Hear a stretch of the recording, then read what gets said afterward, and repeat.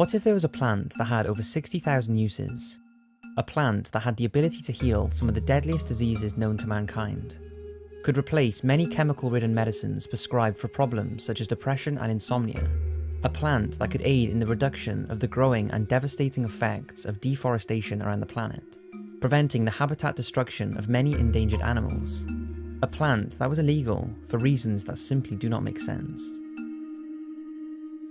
That plant is cannabis, and the name alone invokes various thoughts in people's minds. Perhaps your parents have their views on it and that has rubbed off on you, or perhaps you have associated it with people sitting in their rooms and smoking it. But the truth is, linking cannabis to something that just gets you high is like saying water only serves one purpose. This video is about to get interesting, so sit back and relax. Let's take things back to the basics. There are 3 species of cannabis: sativa, indica, and ruderalis, all of which can be split, although usually the sativa type, into an industrial compound referred to as hemp, which is where the industrial side of cannabis comes in. Hemp has been used for thousands of years, and its usability is unlike anything else. It can be used for oil for cooking and converting to fuel. The seeds, which are one of the most nutritional seeds on the planet, supply nearly every mineral and vitamin the body needs. It can be used for clothing, and not only requires half the amount of water to turn into fibre than cotton, but also requires no chemicals or fertilizers. It can also be used as housing insulation, fiberboards, and it's an excellent phytoremediation, which is a plant that can remove toxins, radiation, and contamination from water and soil.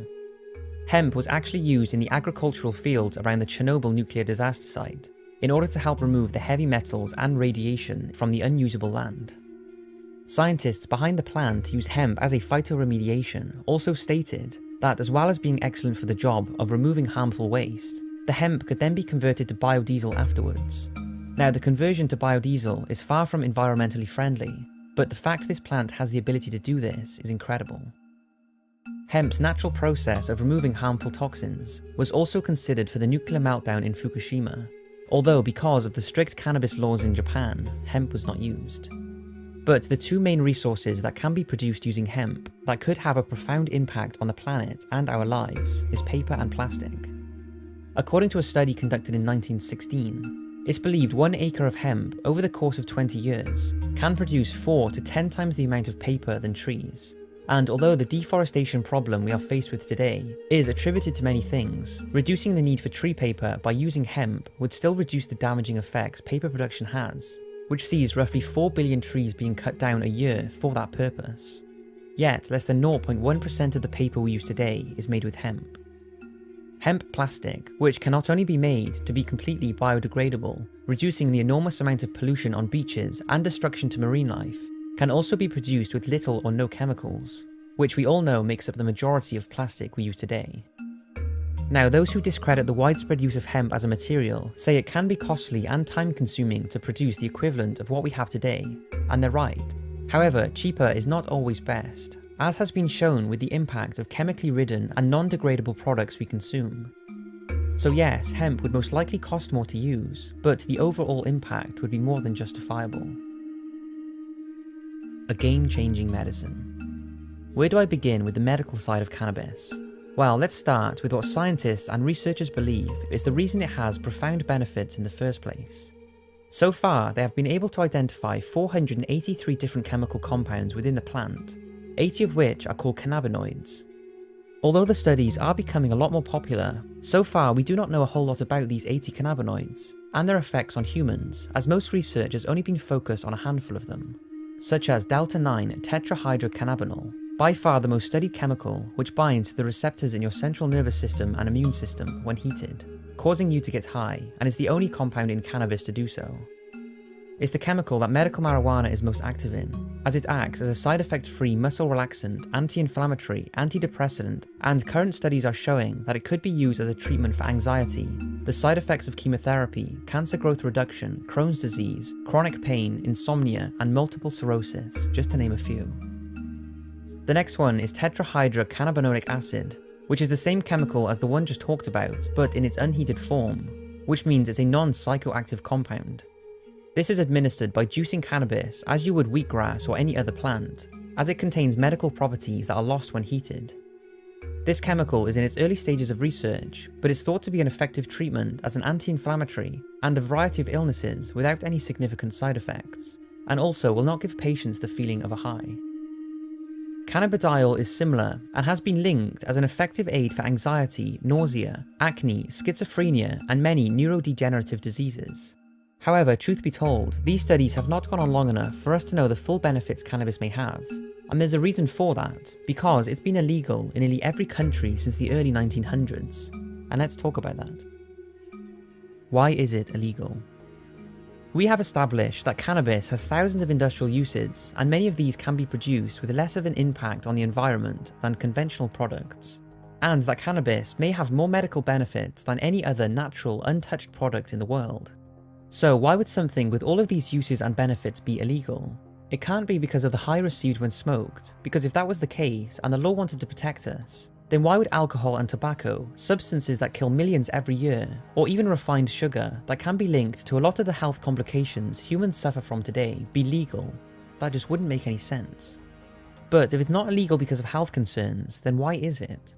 Well, it's confusing, and there's lots of false information that gets thrown around about the subject, although it seems there are three supposed reasons. The first is that in 1929, Harry Anslinger, the head of the Department of Prohibition in the United States, was dealing with the backlash of the alcohol ban, and once this was removed, Harry's department were practically non-operational. So they came up with an idea to tell the public that cannabis was a devil drug that turned men into wild beasts that would attack women. Apparently, Harry contacted 30 scientists requesting proof of this to show to the public, but 29 of them said they could not find valid proof that the drug was dangerous. The second explanation seems to be linked to the Mexican immigration in the United States in the early 1900s. When the Mexicans arrived, they brought with them marijuana as a medicine and relaxant. In order for the US to have an excuse to search and deport the immigrants, marijuana became the perfect drug to criminalize and label dangerous. And lastly, one that many people recite to when asked why cannabis is illegal, is that major industrial companies, mainly DuPont, became worried of the many uses of hemp, more specifically nylon, which DuPont first invented at around the same time the cannabis laws were being properly enforced. It was simply profitable for them to back and promote the government's decision to tell the public cannabis was just a drug to make people high, when in reality it was to ban the use of hemp from being a nylon alternative. It's hard to prove why exactly it's illegal, as no authentic records seem to be available, but one or a combination of the above seems to be the reasoning for the US to originally ban cannabis, resulting in many other countries to follow. But regarding the last theory, I wouldn't say the big corporations are greedy and do not want to use hemp if this theory is factual. I think it's now gotten to the stage where it's too far gone for them to make the change to hemp, since after it was made illegal, all manufacture processes and equipment was grounded to a halt, and no new technology was used to advance the hemp production, meaning getting into it now would be very costly. Whatever the reason, cannabis is illegal in the majority of places, be it an outdated racial action or the greed of big corporations.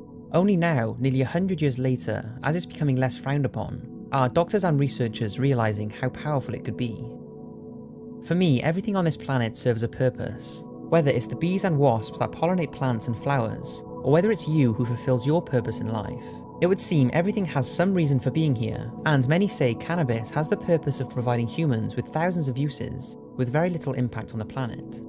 Yet because just one of the many things it's used for makes you high, the law has perhaps stinted the research and industrial production of one of the most incredible materials on the planet.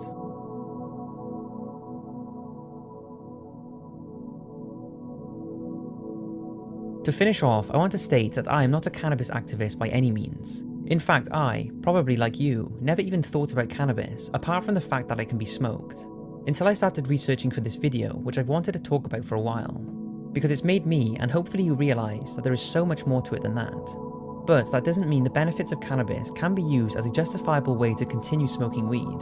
For some people, smoking it can cause social and life problems, and the effects of it has been shown to potentially cause harm to a developing young brain. The fact of the matter is, if you are unhappy, do not have a job, and are sitting in your room smoking weed all day, and know you need to be going after life, then although weed has been linked to the reduction of depression and anxiety, and many other problems, quitting your habits could be the best thing you do. Certainly, do not think to now go out and smoke weed for its health benefits, because medical and recreational cannabis can vary massively, and the potential for long-term side effects are still being researched. And besides, people who take cannabis for its medical benefits mostly do not want to get high and only require a small amount of the drug in the first place. An amount that would not have any mind-altering effects, but still seem to help relieve and prevent many illnesses. I hope you've enjoyed this video. Thanks for watching, and I'll see you in the next one.